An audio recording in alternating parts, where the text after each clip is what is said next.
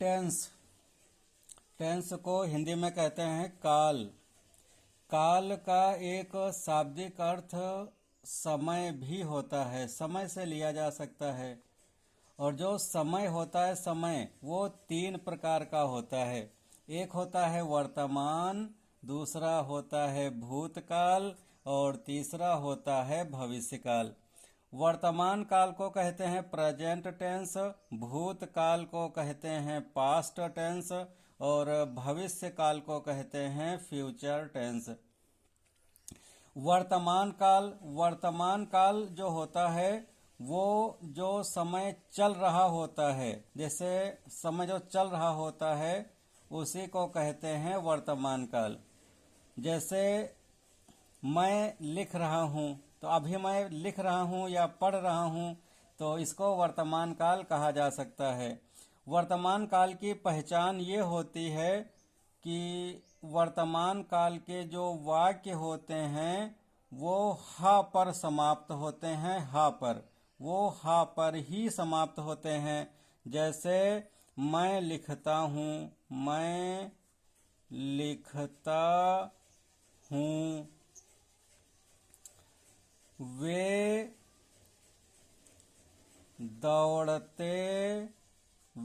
दौड़ते हैं। देखिए इसमें भी लास्ट में हा अक्षर निकल रहा है और वे दौड़ते हैं, इसमें भी लास्ट में हा अक्षर निकल रहा है। तो प्रेजेंट टेंस की यही पहचान होती है कि अगर कोई भी सेंटेंस कहा जाए तो अंत में हा निकलना निश्चित होता है। यही प्रेजेंट टेंस की पहचान है। दूसरा देख लेते हैं पास्ट टेंस। पास्ट टेंस मतलब भूतकाल। भूतकाल मतलब जो समय बीत गया है, जो समय बीत गया उसी को कहते हैं भूतकाल। और इसकी पहचान होती है कि लास्ट में था अक्षर निकलना चाहिए। था भी निकल सकता है, कभी कभी या भी अक्षर निकलता है और कभी कभी ई भी अक्षर निकलता है। तो ये इनकी पहचान होती है। किसी भी वाक्य में अगर लास्ट में था या ई ये अक्षर लास्ट में आ रहे हैं तो समझ जाइए वो जो टेंस है वो पास्ट टेंस होगा। जैसे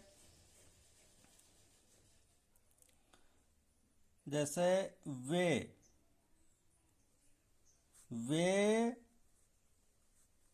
खेलते थे, हम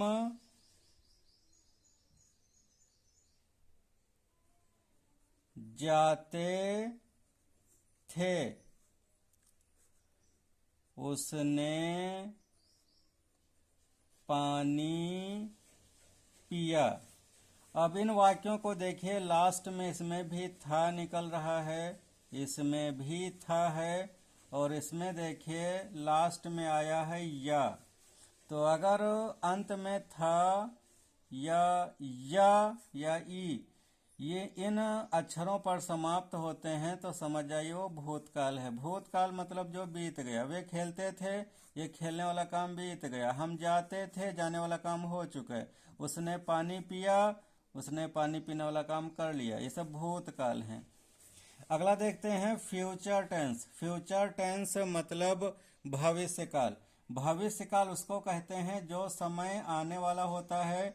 इसकी पहचान बहुत ही अच्छी होती है। इस प्रकार के वाक्य सदैव गा अक्षर पर ही समाप्त होते हैं, सदैव गा पर ही समाप्त होते हैं। जैसे वे जाएंगे, हम लिखेंगे, तुम खेलोगे।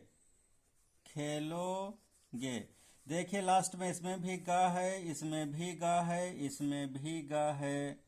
तो ये सभी सेंटेंस भविष्य काल के हैं।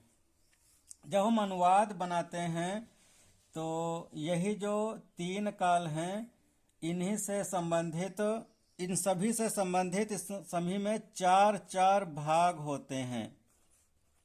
4 भाग। तो ये सभी काल और इनसे रिलेटेड 4 भाग अगर हम याद कर लेते हैं तो हमें सभी अनुवाद बनाने का ज्ञान हो जाता है। पहला भाग होता है इंडिफिनिट,